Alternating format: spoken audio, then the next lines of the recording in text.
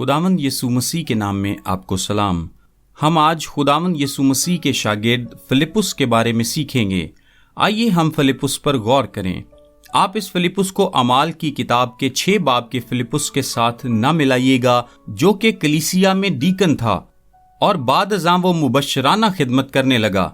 हम जिस फिलिप्पुस की बात कर रहे हैं वो यीशु मसीह का शागिर्द था। उसका नाम एक यूनानी नाम था। यीशु के सभी शागिर्द यहूदी थे, इसलिए फिलिप्पुस का भी यकीनन कोई यहूदी नाम होगा, लेकिन हमें वो नाम मालूम नहीं है। किसी वजह से उसका यूनानी नाम ही हर जगह चलता है। यहाँ हम बताते चलें कि उसके नाम का मतलब है घोड़ों से मोहब्बत करने वाला। हमें इस बात का इल्म नहीं कि उसके वालिदैन ने शायद अपने शौक के तहत उसको ये नाम दिया, लेकिन उसका शुरू से यही नाम चलता आ रहा है। हमें उसका यहूदी नाम मालूम नहीं, जो कि दरअसल एक दिलचस्प अमर है, क्योंकि बाद में जब यूनानियों ने यीशु को देखना चाहा तो वो फिलिप्पुस से ही राब्ता कायम करते हैं, क्योंकि वो एक तरह से यूनानियों के लिए राब्ते का एक जरिया था।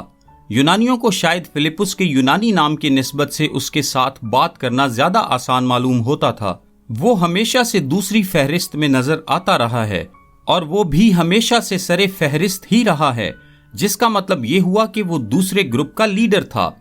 फिलिप्पुस बैतसैदा का रहने वाला था और आपको याद होगा कि बैतसैदा गलील का वो इलाका था जहां से पतरस और इंद्रियास का भी ताल्लुक था।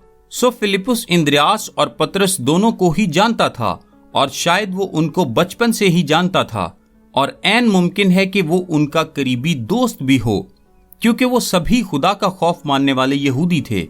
इसलिए ऐन मुमकिन है कि पतरस, इंद्रियास, फिलिप्पुस और बरतलमाई, जिससे मुतालिक हम बाद में बात करेंगे, एक दूसरे को पहले ही से जानते हों और करीबी दोस्त भी हों। हो सकता है कि वो एक माहीगीर हो, क्योंकि आगे चलकर यूहन्ना 21 बाब में हम उसे पतरस, इंद्रियास, याकूब और यूहन्ना के साथ मछलियां पकड़ते भी देख सकते हैं। 3 अनाजील में सिर्फ उसका नाम लिखा हुआ है। इसके अलावा उससे मुतालिक कुछ भी देखने को नहीं मिलता, लेकिन यूहन्ना की इंजील में इसका 4 बार जिक्र मिलता है। हम उन 4 हवालाजात की मदद से उससे मुतालिक जान सकते हैं। आइए हम यूहन्ना पहले बाब की 43वीं आयत में फिलिप्पुस से मिलते हैं और दोबारा से ये सवाल पूछते हैं कि खुदा किस किस्म के लोगों को इस्तेमाल कर सकता है। आयत 43 में लिखा है दूसरे दिन। इससे मुराद है कि वो दिन जिसमें पतरस और इंद्रियास की यीशु से मुलाकात हुई और यूहन्ना बपतिस्मा देने वाले ने मसीह की तरफ इशारा करके कहा कि देखो खुदा का बर्रा, और इंद्रियास और यूहन्ना उसके पीछे हो लिए। इससे अगला दिन लिखा है दूसरे दिन यीशु ने गलील में जाना चाहा और फिलिप्पुस से मिलकर कहा मेरे पीछे हो ले। अब ये किसी भी शागिर्द का बराह रास्त पहला बुलावा है। पतरस और इंद्रियास यीशु मसीह से मुलाकात कर चुके थे और उन्होंने एक तरह से खुद मसीह को ढूंढा और उसके पीछे हो लिए, लेकिन इंद्रियास पहला ऐसा शख्स था जिसको खुदावन ने खुद कहा कि मेरे पीछे हो ले। यीशु ने उसे ढूंढा और उससे कहा मेरे पीछे हो ले। फिलिप्पुस भी दिल से खुदा का मुतलाशी था। खुदा कभी किसी को उसकी मर्जी के खिलाफ नहीं ढूंढता। वो दिल से खुदा का मुतलाशी था। और अगर आप आयत 44 और 45 पर गौर करें तो वहां पर लिखा है कि वो बैतसैदा से था जहां पर इंद्रियास और पतरस रहते थे, और फिर लिखा है कि फिलिप्पुस नतनेल या बरतलमाई, जो कि एक ही शख्स के 2 नाम हैं, को ढूंढने निकला और उससे कहा कि वो हमें मिल गया। अब खुदावंद के नुक्ताए नजर से देखें तो उसने फिलिप्पुस को ढूंढ लिया था, और अगर फिलिप्पुस के नुक्ताए नजर से देखें तो उसने खुदावंद को ढूंढ लिया था। क्या आपकी गवाही भी ऐसी ही नहीं है? इलाही एतबार से देखें तो खुदा ने आपको ढूंढ लिया, और इंसानी एतबार से देखें तो आपने मसीह को पा लिया है। और ऐसा इसीलिए मुमकिन हो पाया क्योंकि खुदा और आप दोनों ही एक दूसरे के मुतलाशी थे, क्योंकि इब्ने आदम खोए हुओं को ढूंढने और नजात देने आया। और इसी तरह मजीद लिखा है जब पूरे दिल से मुझे ढूंढोगे तो मुझे पालोगे।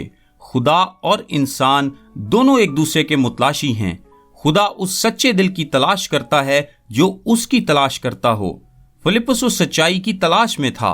45वीं आयत में लिखा है फिलिप्पुस ने नतनेल से मिलकर उससे कहा कि जिसका जिक्र मूसा ने तौरात में और नबियों ने किया है वो हमको मिल गया। इसका मतलब तो ये हुआ कि वो नबियों और शरीयत को पढ़ता रहा था। وہ ان باتوں سے بخوبی واقف تھا، اسی لیے تو اس نے کہا کہ وہ ہمیں مل گیا۔ اس کا نام یسوع ہے، وہ ناصرت کا رہنے والا ہے اور وہ یوسف کا بیٹا ہے، ہم نے اسے ڈھونڈ لیا ہے۔ لیکن در حقیقت اس میں کوئی انسانی مداخلت شامل نہ تھی۔ یسوع سیدھا اس کے پاس آیا اور اس سے کہنے لگا کہ میرے پیچھے ہو لے۔ یہاں کسی اور انسان کی مداخلت نہیں ہے۔ فلپس کی آنکھیں، کان اور دل کھلے تھے، اور جب اس نے یہ الہی آواز سنی کہ میرے پیچھے ہو لے، تو وہ نتنیل کو بتانے کے لیے دوڑا کہ اس نے اسے ڈھونڈ لیا ہے اور یہ کہ مسیحا آ چکا ہے۔ آپ اس بات سے فلپس کی بے انتہا خوشی کا اندازہ تو لگا سکتے ہیں، بلکہ آیت 46 کے آخری حصے سے معلوم ہوتا ہے کہ وہ نتنیل کو بھی مسیح یسوع کے پاس لانا چاہتا تھا۔ اس نے کہا چل کر دیکھ لے۔ ہم فلپس سے متعلق کیا سیکھتے ہیں؟ ہم اس سے متعلق پہلی بات یہ سیکھتے ہیں کہ وہ مسیح کا متلاشی تھا۔ وہ خدا کا خوف ماننے والا یہودی تھا۔ وہ حقیقی معنوں میں مذہبی شخص اور ایک پرخلوص دل کا حامل تھا۔ ہم یہ بھی دیکھتے ہیں کہ ڈھونڈ لیے جانے پر اس کا رد عمل یہ تھا کہ وہ کسی اور کو ڈھونڈے، اور میں اس بات کا قائل ہوں کہ بشارت کا سب سے بہترین ذریعہ دوستی ہے۔ بشارت کا بیج بونے کے لیے دوستی کی زمین زرخیز ترین ہے، کیونکہ اس میں محبت تو پہلے ہی سے شامل ہوتی ہے، اور محبت کے اس باہمی رشتے میں آپ مسیح کو متعارف کروا سکتے ہیں۔ جب کوئی شخص مسیحی بن جاتا ہے تو وہ اپنی نئی زندگی کی خوشی اور گرم جوشی میں کسی دوست کی تلاش کرتا ہے جس کو وہ اپنی نجات کے تجربے کا بتا سکے۔ فلپس فی الفور نتنیل کے پاس گیا۔ نجات کا فوری رد عمل بشارت ہے، کسی کو تلاش کرنا اور اسے خوشخبری کا پیغام سنانا۔ ہم دیکھتے ہیں کہ فلپس کا ایک دوست تھا اور وہ اس دوست سے محبت رکھتا تھا، اور وہ چاہتا تھا کہ وہ بھی اس خوشخبری کے پیغام کو سن لے۔ فلپس ایک متلاشی اور مبشرانہ دل کا مالک تھا۔ وہ نتنیل کے پاس اس لیے گیا کیونکہ بظاہر وہ دونوں گہرے دوست تھے، اور فلپس کو ہمیشہ نتنیل کے ساتھ ہی دکھایا جاتا ہے۔ جب شاگرد دو دو ہو کر بشارت کے لیے گئے تو یہ عین ممکن ہے کہ فلپس نتنیل کے ساتھ ہی گیا ہو۔ ہر فہرست میں فلپس کا ذکر نتنیل کے ساتھ ہی کیا گیا ہے۔ آئیے اب ہم 6 باب پر غور کریں اور فلپس سے متعلق اگلے حوالے کو دیکھیں۔ میرا خیال ہے کہ یہ حوالہ اس کی شخصیت کو پورے طور سے کھول کر بیان کرے گا۔ اس کی ذات کا ایک اچھا پہلو تھا، اور وہ یہ کہ وہ خدا کا متلاشی تھا اور مسیح کا متلاشی تھا، اور یہ بھی اس کی اچھائی تھی کہ وہ مبشرانہ دل رکھتا تھا۔ لیکن اب ہم اس کی ذات کے ایسے پہلوؤں پر نظر ڈالیں گے جو اسے ایک طرح سے نااہل بناتے ہیں۔ یسوع کانائے گلیل کی ایک شادی میں پہلے ہی میں بنا کر اپنی مافوق الفطرت قدرت کا اظہار کر چکا ہے۔ یقیناً اس نے یہ اور اس جیسے اور بہت سے قدرت والے کام اپنی آنکھوں سے دیکھے ہوں گے۔ لیکن ہم 6 باب میں آتے ہیں اور ایک بڑی بھیڑ کو دیکھتے ہیں جو گلیل کی جھیل کے شمالی کنارے پر جمع تھی، اور یسوع ان کو سارا دن تعلیم دیتا رہا اور انہیں ان کی بیماریوں سے شفا دیتا پھرا۔ یہ خدمت کے اعتبار سے بے حد زبردست اور بھرپور دن تھا، لیکن اب شام ہونے کو تھی اور بھیڑ کو بھوک کا احساس ہونے لگا تھا۔ وہاں پر 5000 کے قریب مرد تھے، جس کا مطلب یہ ہے کہ وہاں پر ہزاروں خواتین اور ہزاروں بچے بھی ہوں گے۔ یہ کافی بڑی بھیڑ تھی۔ سبھی شاگرد وہاں موجود تھے۔ آئیے 6 باب 5 آیت پر غور کریں۔ لکھا ہے، پس جب یسوع نے اپنی آنکھیں اٹھا کر دیکھا کہ میرے پاس بڑی بھیڑ آ رہی ہے تو فلپس سے کہا کہ ہم ان کے کھانے کے لیے کہاں سے روٹیاں مول لیں۔ اس نے صرف فلپس سے ہی کیوں پوچھا؟ میرا ماننا ہے کہ کھانے کا ذمہ دار فلپس تھا۔ ہم جانتے ہی ہیں کہ یہودا اسکریوتی روپے پیسے کا انتظام سنبھالتا تھا، کھانے کا محتمم بھی ہونا ضروری تھا جو اس بات کا حساب لگاتا کہ ان کو کس تعداد میں کیا چاہیے اور کہاں سے خریدنا ہے اور کیسے رکھنا ہے، کیونکہ انہیں تو راہ چلتے دوران سفر منادی کرتے کرتے ہی کھانا ہوتا تھا۔ مجھے یوں لگتا ہے کہ اس کام کی ذمہ داری فلپس کی تھی۔ یسوع نے مزید فلپس سے کہا کہ ہم ان کے کھانے کے لیے کہاں سے روٹیاں مول لیں۔ سوچنے کی بات یہ ہے کہ یسوع نے اسی سے یہ کیوں کہا۔ 6 آیت میں لکھا ہے، مگر اس نے اسے آزمانے کے لیے یہ کہا کیونکہ وہ آپ جانتا تھا کہ میں کیا کروں گا۔ یسوع کو معلوم تھا کہ وہ خود ہی اس بھیڑ کو معجزانہ طور پر کھانا کھلائے گا اور اپنے ہاتھوں ہی میں روٹیاں بنائے گا लेकिन वो सिर्फ फिलिप्पुस को ही आजमा रहा था। फिलिप्पुस, तूने मुझे काना गलील की शादी में मैं बनाते देखा था, लेकिन अब इस भीड़ को खाना खिलाने के लिए हमारे पास कुछ नहीं। हम कैसे खाने का इंतजाम कर सकते हैं? आपको मालूम है फिलिप्पुस ने उसे क्या जवाब दिया? 7वीं आयत में लिखा है, फिलिप्पुस ने उसे जवाब दिया कि 200 दीनार की रोटियां इनके लिए काफी ना होंगी कि हर एक को थोड़ी सी मिल जाए। इस बात से भी ये साबित होता है कि वो खाने का इंतजाम करने वाला था। उसने पहले ही से इस बात का हिसाब लगा रखा था, उसे अंदाजा था। उस वक्त के हिसाब से 1 दिनार 1 दिन की मजदूरी बनती थी। सो अगर वो 200 दिनों की मजदूरी के हिसाब से भी पैसे खर्चते, या शायद उनके पास थैली में इतने ही पैसे थे, तो भी इतनी बड़ी भीड़ को खाना खिलाना मुश्किल था, नामुमकिन था। क्या आपको मालूम है कि आपने फिलिप्पुस से मुतालिक क्या सीखा है? उसके जहन में ये बात आई ही नहीं कि खुदावंद यीशु मसीह मौफूकुल फितरत हस्ती है। उसने सोचा ही नहीं कि मसीह तख्लीकी मोजज़ा कर सकता है। यीशु मसीह की मौफूकुल फितरत, कुदरत और वसाइल उसके जहन में आए ही नहीं। वो तो बस खाने से मुतालिक हिसाब किताब ही करता रह गया। इससे क्या जाहिर होता है कि फिलिप्पुस कैसा शख्स था? वो तज्जियाती और हकीकत पसंदाना तबीयत का मालिक था। एक मुसन्निफ ने कहा, एक अजीम रहनुमा की खासियत किसी चीज के मुमकिन होने का यकीन रखना है। फिलिप्पुस के अंदर ये यकीन नहीं था। वो नहीं जानता था कि खुदा ने कहा सब कुछ उसमें क्या है, मुमकिन। मसीह उसको ईमान के बारे में सिखाने की कोशिश कर रहा था, और वो इतना सादा था कि वो सबक नहीं सीख रहा था। क्या आप जानते हैं कि उसे क्या कहना चाहिए था? खुदावंद, आपने कानाए गलील में मैं बनाई, आप जो चाहते हैं वो करें। ये हजूम आपके सामने है, आप ही इन्हें खाने को दें। और क्या आप जानते हैं कि यीशु सारा दिन शिफा देता रहा था? फिलिप्पुस ने सारा दिन मौफूकुल फितरत ताकत का मुजाहिरा देखा था।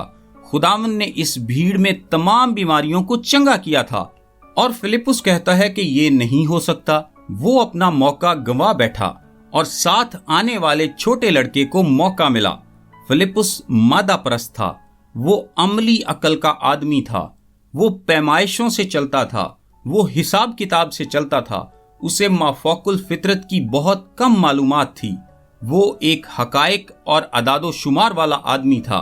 वो हमेशा उन चीजों के मुताबिक चलता था जो इंसानी सतह पर मुमकिन हो। आइए अब देखते हैं कि अगले 6 अबवाब में उसमें कुछ बेहतरी आई या नहीं। यूहन्ना 12:20 आयत में लिखा है, जो लोग ईद में परस्तिश करने आए थे उनमें बाज यूनानी थे। वो खुदा का खौफ रखने वाले यूनानी थे जो ईद फसा के लिए आए थे, और उनके आने की वजह यह थी कि वो यहूदियत के पैरोकार थे और उन्होंने मसीह के बारे में सुन रखा था। फिर लिखा है, बस उन्होंने फिलिप्पुस के पास जो बैतसैदा गलील का था आकर उससे दरखास्त की कि जनाब हम यीशु को देखना चाहते हैं। गो कि फिलिप्पुस एक गर्मजोश और रहमदिल इंसान था, फिर भी वो उनको यीशु मसीह के पास लेकर नहीं गया। उसने जवाब दिया कि आप लोग यहाँ इंतजार करें जब तक कि मैं इस बात का अंदाजा ना लगा लूं कि ऐसा मुमकिन है भी कि नहीं। सो उसने जाकर इंद्रियास को खबर दी, और फिर वो दोनों इकट्ठे यीशु के पास गए। सो इस बात से हम फिलिप्पुस से मुतालिक क्या सीखते हैं? वो फैसला नहीं ले सकता था और ना बहुत बाइख्तियार था। इसके बरक्स अगर वहां पर पतरस होता तो उसने गैर कौमों को खींचकर यीशु की हजूरी में लाकर खड़ा कर देना था और यूं कहना था कि खुदावंद इन लोगों पर नजर कर, ये तुझसे मिलना चाहते हैं। लेकिन फिलिप्पुस ऐसा नहीं था। फिलिप्पुस को जायजा लेने की जरूरत महसूस होती थी। उसे किसी से इजाजत लेने की जरूरत थी। वो किसी बात से परेशान था। वो अभी तक मत्ती 10 बाब में ही जिंदगी बसर कर रहा था, जहां पर यीशु मसीह ने शुरू में ये बात की कि मैं इसराइल की खोई हुई भेड़ों के लिए आया हूं। सो उसका ये कहना था, ये तो गैर अक़वाम के लोग हैं, इनसे मुतालिक तो नहीं कहा गया कि इनको भी मसीह के पास लाना है। मेरा नहीं ख्याल कि कानून इस बात की इजाजत देता है। खुदावंद ने कहा था, मैं खोई हुई भेड़ों को ढूंढने आया हूं, ना कि खोए हुओं को। गौर कीजिए कि उसको वसी तर रोया का अंदाजा नहीं था। उसको फजल के पैगाम की समझ नहीं आई थी। हाँ, वो इसराइल के लिए मसीहा के तौर पर आया, लेकिन उसने 6 बाब में ये भी तो फरमाया कि जो कोई मेरे पास आएगा उसे मैं हरगिज निकाल न दूंगा। फिलिप्पुस भी इस बात की हकीकत को समझ नहीं पाया था। وہ تو بس لکیر کا فقیر تھا، ہر بات کا تجزیہ کرتا تھا، اس کو فضل کی بصارت حاصل ہوئی ہی نہیں تھی، اس نے بس یہی کہا تھا کہ ہمیں مسیحا مل گیا، لیکن اس کے علاوہ وہ کچھ بھی سمجھ نہیں پا رہا تھا۔ بالآخر ہم فلپس کو 14 باب میں دیکھتے ہیں، اور یقین کریں کہ اب کی بار تو بات پہلے سے بھی زیادہ بگڑی ہوئی دکھائی دیتی ہے۔ 3 سالوں کے بعد 8 آیت میں فلپس یسوع مسیح سے کہتا ہے، لکھا ہے، فلپس نے اس سے کہا، اے خداوند، باپ کو ہمیں دکھا، یہی ہمیں کافی ہے۔ یہ عید فصح کا موقع تھا، اور وہ کچھ دیر پہلے ہی عشاء میں بھی شریک ہوئے تھے۔ یہ وہ وقت تھا جب اس نے اپنے دل کا حال اپنے شاگردوں کو سنایا۔ وہ گرفتار ہونے والا تھا اور پھر اسے صلیب دیا جانا تھا۔ کہانی اپنے اختتام کی جانب گامزن تھی، اور اس وقت فلپس بولا کہ اے خداوند، باپ کو ہمیں دکھا، یہی ہمیں کافی ہے۔ یسوع نے اسے جواب دیا، اے فلپس، میں اتنی مدت سے تمہارے ساتھ ہوں، کیا تو مجھے نہیں جانتا؟ اس کی روحانی بصیرت صفر تھی، وہ ہر چیز کو سطحی طور پر دیکھتا تھا۔ یسوع مسیح نے کہا، جس نے مجھے دیکھا اس نے باپ کو دیکھا۔ یہ کیسے ممکن ہے کہ تو 3 سال بعد مجھے یہ کہتا ہے کہ باپ کو ہمیں دکھا؟ کیا تو یقین نہیں کرتا کہ میں باپ میں ہوں اور باپ مجھ میں ہے؟ یہ باتیں جو میں تم سے کہتا ہوں اپنی طرف سے نہیں کہتا، لیکن باپ مجھ میں رہ کر اپنے کام کرتا ہے۔ میرا یقین کرو کہ میں باپ میں ہوں اور باپ مجھ میں، نہیں تو میرے کاموں ہی کے سبب سے میرا یقین کرو۔ فلپس، کیا میرے کاموں اور کلام سے تجھے کچھ اندازہ نہیں ہوا؟ یہ کیسی کم اعتقادی ہے کہ باپ کو ہمیں دکھا۔ 3 سالوں تک وہ اس چہرے کو تکتا رہا جو انسانوں کے لیے خدا کا واحد چہرہ تھا جو انہوں نے کبھی دیکھا ہو، اور پھر بھی وہ اس کی حقیقت سے آشنا نہ تھا۔ کیا یہ حیران کن نہیں ہے کہ خدا ایسے لوگوں کو استعمال کرتا ہے؟ کیا یہ پرجوش بات نہیں؟ میرے لیے تو ہے۔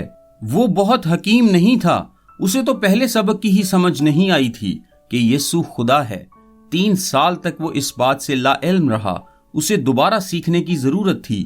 وہ بنیادی باتوں سے بے بہرا اور شکی تھا، اس میں قائلیت کی کمی تھی، وہ کم اعتقاد تھا، وہ سوچ بچار کی بجائے حساب کتاب میں الجھا رہتا تھا، وہ خدا پر نظر کرنے کی بجائے طے شدہ اصولوں تک محدود تھا۔ لیکن پھر بھی ایک دن ایسا آئے گا جب وہ اسرائیل کے 12 قبیلوں پر حکمرانی کرے گا اور جلالی طور پر بادشاہی میں میراث پائے گا، جس کا شاید اس نے کبھی خواب بھی نہ دیکھا ہو۔ ایک مایوس، بے دل، غیر محفوظ، بے یقینی کے شکار، تجزیہ کرنے والے، شکوک و شبہات کے حامل شخص نے اعداد و شمار کو دیکھا، لیکن طاقت اور فضل کی بڑی تصویر کو دیکھنے سے قاصر رہا۔ اس کا ایمان روپے پیسے، حالات اور ثبوتوں کی قید میں ہی رہا۔ کیا آپ کو معلوم ہے کہ روایت ہمیں اس شاگرد سے متعلق کیا بتاتی ہے؟ اس نے حقیقت کو جانا اور مسیح کی خاطر جام شہادت نوش کیا، کیونکہ وہ اس کا انکار نہیں کرتا تھا۔ اس نے ایک درخواست کی کہ اس کے مرنے کے بعد اس کے جسد خاکی کو سوتی کپڑے میں نہ لپیٹا جائے، جیسا کہ اس کے خداوند کو لپیٹا گیا تھا، کیونکہ وہ اس کے لائق نہیں۔ کیا آپ کو اس بات سے خوشی نہیں ہوتی کہ خدا سست اور کم اعتقادوں اور شکی لوگوں کو استعمال کر سکتا ہے؟ کیونکہ ہم میں سے بھی بعض اپنے آپ کو ویسا ہی پاتے ہیں۔ خدا سست، شکی مزاج، تجزیہ کرنے والوں اور کمزور لوگوں کو استعمال کرتا ہے، جیسا کہ فلپس کو کیا۔ خداوند نے اس کو ویسا بنا دیا جیسا وہ چاہتا تھا کہ وہ بنے۔ خدا راکھ میں سے ہیرا پیدا کرنے کی قدرت رکھتا ہے۔ میں آخر میں آپ سے پوچھنا چاہتا ہوں، کیا آپ بھی اپنا شمار نااہلوں میں کرتے ہیں؟ اگر ایسا ہے تو خدا آپ کو استعمال کرنا چاہتا ہے۔ میرا نام تابش قاضی ہے اور یہ پیغام آپ کو ڈیلی ورسز کی جانب سے پیش کیا گیا ہے۔ ہم سوموار سے جمعہ یعنی ہفتے میں 5 دن انگلش، اردو اور آڈیو میں ایسے پیغامات واٹس ایپ سروس کے ذریعے بھیجتے ہیں۔ اگر آپ اپنے نمبر پر یہ سروس حاصل کرنا چاہتے ہیں تو ابھی اپنا نام اور شہر کا نام لکھ کر 0333 80 20 972 973 یا پھر 974 پر واٹس ایپ میسج کریں۔ خدا آپ کو برکت دے، آمین۔